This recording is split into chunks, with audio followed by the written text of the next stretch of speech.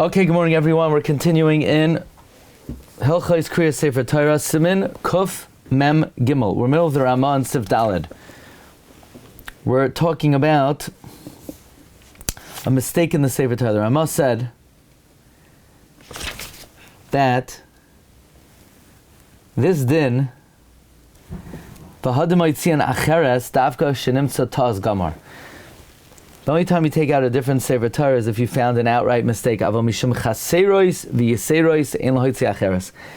they're missing yuds or vavs or extra yuds or vavs, we don't take out another one. She'ein sifrei haTorah shalanu meduyakim kol kach. Our Sefer Torah are not so accurate. Shenoimar, that we should say sheha acheres yoyoser kasher, that the next one will be better. This comes from the Agur Upiske Mahari Siman Pei Veriaz Umaril Pasku. The Riaz and Maril Paskin the Ein Lahavi Sefer Torah Acheres. Beis Yosef Pasek the Tzarch Loitzi Sefer Torah Acheres. L'chein Tzarch L'chalik Kach between a real mistake and Chaseres V'Yiseros. So we're in the middle of the Mishna Berura, Siv Katan Chav Hei. We're about to start the second column. The 3 lines from the bottom of the Mishnah Berurah says that Im ein sham devek ba'irech ha'ois rak ma'at. We're talking about where in the middle of the Kriya you found one letter connected to the next. Then previously the Mishnah Berurah said if the connection is the entire length of the letter, or it's nishtanet suras ha'ois, or a daled looks like a reish, or a beis looks like a kaf, that's a tas gamor. Even if it's just an ois hashimush. Now, if there is no connection in the whole length of the letter, just a little bit, and the letter is not changed, and it's clearly distinguishable.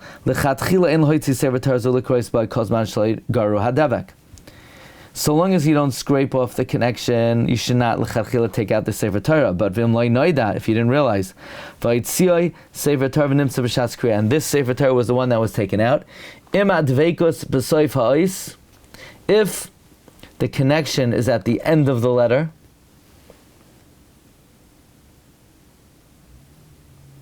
shem yiguru hadevek levad, that by merely scraping the connection, the letter will be restored to its original hechsher. Then during the week, that it's possible to scrape it, and it's easy to do it, even in the middle of the laning.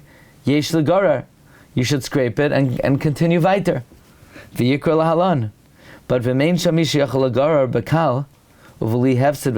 don't have a guy who could easily scrape it off. You know, the guy doesn't have like a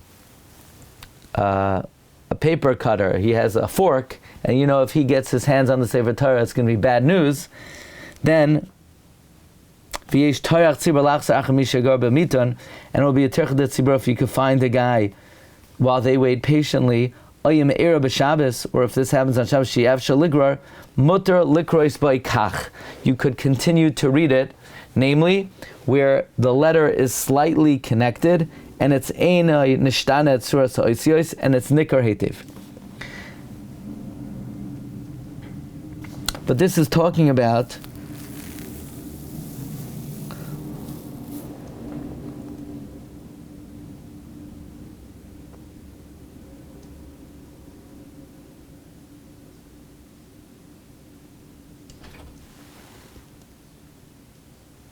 where the dveikus is at the end of the letter. The way the letter is written, if it's connected at the end of its writing. However, however, if it's connected in the beginning of its writing, or the middle, meaning, what does it mean it's connected at the end? Connected at the end means that a letter has a method in which it's written. It's written usually from right to left. So I'm sorry. The letters are written from left to right. So which means that the final touch of the letter was connected, that means 99% of the letter was written bakashrus. So the only thing that is disqualified is a little bit of the end of the writing.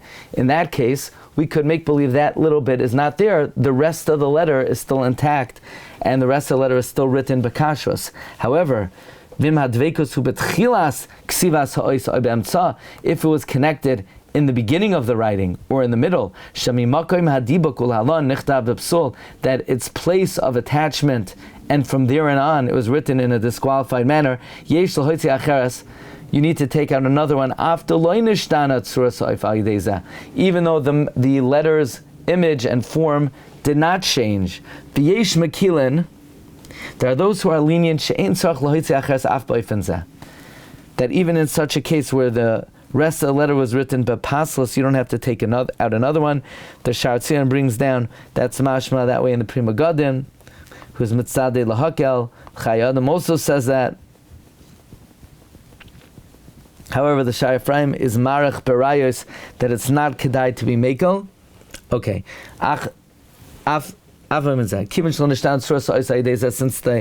the letter has not really been changed through this. Even though you still need to scrape, that's ruled by Kodshim. Anything that is fit to be mixed, mixing is not ma'akev. Therefore, since it's kosher, even if you don't scrape it, even though you do need to scrape it, it's as if you did already. Va'afilu b'Shabbos. Well, what about on Shabbos? Because on Shabbos it's efshar legrar, so then we should not apply the rule of kol haroi labila, because it's not roi labila. Va'afilu b'Shabbos efshar legrar mikach. So Shabbos and komakim kimen sheina machmas hasefer. It's not that something intrinsically is preventing you from scraping. There's an outside superimposed prohibition to scrape. That is not called the efshar labila. That is possible to scrape. It happens to be the Isser Shabbos is what is precluding you from scraping it. Isser Shabbos reviala. It's the Isser Shabbos that is riding on it. You don't have to take out another one. You don't have another one. And there is time to bring another kosher Sefer Torah. You could rely on this ligmar akriya b'Sefer Torah zu. So if it's b'shas hatchak, you don't have another one. I'm sorry, and it's going to take time to get another one, but you could read from this one. If wax spilled on a letter,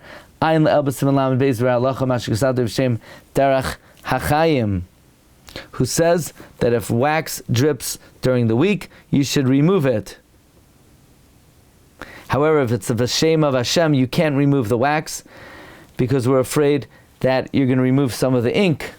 So there it explains what you should do. On Shabbos, where you can't remove it, if you could read the letter through the wax, it's kosher.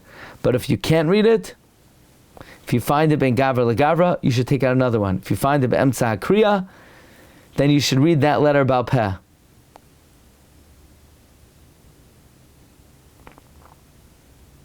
And then you finish reading the rest of the kruim from the Sefer.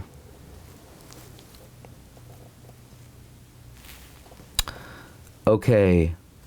Uve Siman shin mem b'mishabros sivkatan yud v'ayin das shari Ephraim b'zeh b'shar hei oy zayin. V'yesh oyd harbe yafanim shetzach loitz Sefer Torah ches hayadam. There are many other scenarios where you would have to take another Sefer Torah. Ach katzra hayariya mehachilam. The page is too short from containing it. Yimtzaim hama'ayin b'Pri Megadim u'v'Sefer Shari Ephraim Shar Hevav u'v'Derech HaChaim. If you want to find the rest of the story, you have to learn the Pri Megadim, Shari Ephraim and Derech HaChaim. Ach nekoit hay klala b'yadcha. Hold on to the following general principle. Kol makom shehuskar b'hilchos Sefer Torah shu pasal vaday. Whenever we read that the Sefer Torah is definitively pasal, you need to take out another one. The davar shu machloikes haposkim, something that is a matter of dispute, Then yesh lahakel inyan kriyas Torah shelo yitzi acheres. You could be lenient regarding kriyas Torah, not to take out another one. Me'achar deyesh ktsas poiskim ha'mekilin likros b'sefer Torah psula, because there are poiskim that say you're allowed to read from a puzzle Sefer Torah. That will be the Ramah at the end of Sif Daled, that b'shas hadchak, that all you have is a Sefer Torah puzzle, and nobody could fix it. Some say you could read it and make a bracha. That's the Kolba in the Avudraham. Some disagree. Chuvas Harashba.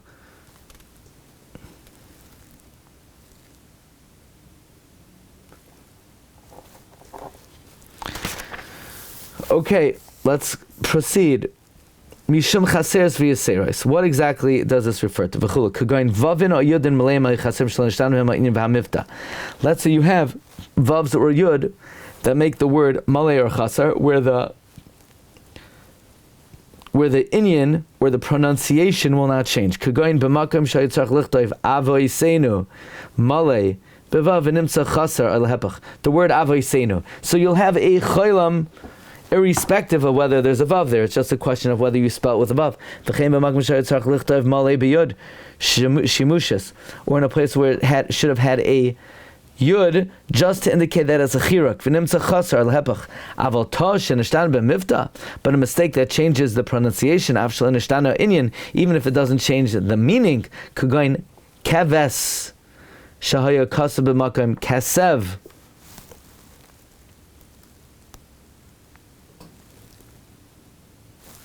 By the way, Rabbi Yaakov Kamenetsky says that there is a definitive difference in meaning between keves and kesef. The Dirshu brings from the Shevet HaLevi that the Balaturim says that yes, that would be a problem, because a kesev is bigger than a keves. I think Rabbi Yaakov Kamenetsky says that a keves is an animal that they are koivesh, in other words, that they interfere with it, with its reproductive prowess, and it's a lashon of kivush, whatever it means.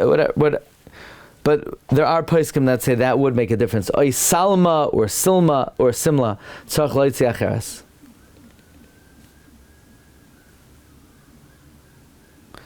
Oh. A tos, the Mishnah Berurah says that a tos that changes the pronunciation but doesn't change the meaning, like keves, malkum kesev, salma, malkum simla, then you do have to take out another one. Just as Shevet HaLevi is pointing out, it also changes the meaning. Or let's say it says bilatehem b'makom bilahatehem. The Shar Ephraim says you have to take another one. V'chein hu adin im kasav migrashehen b'makam migrashehem da'ika shinoi lashain. It's a different pronunciation. V'chein im kasav rachba b'makam rachbai tzarich loitzi acheres. Avagav denucha likrois b'choilam k'may ahaloi. Even though technically the word Reish Ches Beis Hey could also be read Rachbai, like Ahaloi. V'chein bepasuk v'hinei soimim bevitna im kasav soimim malei ba'alef si'oimim. Avagav she'inyan echad, you have to take out another one. Tzarich loitzi acheres shaharei nirgash b'mivta. There's a recognizable difference in pronunciation. I'm not sure why the Mishnah Berurah gives that example, because there Rashi says it means something else. Rashi says there's a difference between soimim and se'oimim in terms of the duration of the pregnancy. So there it's not only nirgash b'mifta, l'chayra it means something else, unless we would say that Rashi's perush is b'tairas drush, and we would not say that it changes the inyan. Or you could argue, no, Rashi says, Paragimel Pasuk Ches. Memorize this, it's Bereshis. Every Jew needs to know this. You only need to know this if your mother's Jewish. Yeah? Rashi, Gimel Ches, Va'ani loy basi ela lefshutoi shal mikra. Gimel Ches, you got to memorize that. You need to be able to locate that on a dime. Gimel Ches, Va'ani loy basi ela lefshutoi shal mikra. Okay. Shari nirgash me v'chein b'tevas v'nachnu ma im kasav Va'anachnu ma. It would be a mistake. Let's say it would change the meaning, even though it would not change the pronunciation. Could go in betevas v'nimtza damai kasav v'nimtza damai. Let's say you wrote it with an aleph instead of a hey. Hey means you squeeze it. Aleph means you find it. Oy betevas me'ein yavami shu sharish mion kasav me'ein biyud. Let's say you wrote a yud. So there, it changes the meaning. Because even though it sounds the same, me'ein means to refuse. Me'ein, with the yud, means like me'ein oilam haba, a semblance of. V'chein kol kiyotz v'zeh. Tzorch loitzi acheres, v'ayim b'derech hachayim, u'v'shari Yafraim, sharichu b'pratim elu. Okay, we're going to hold it here. And we're going to do one short thing from something of the Chavetz Chaim on Bereshis. And then Monday, B'siyat Hashem, we're going to start Sefer Avas Yisrael. Recording stop.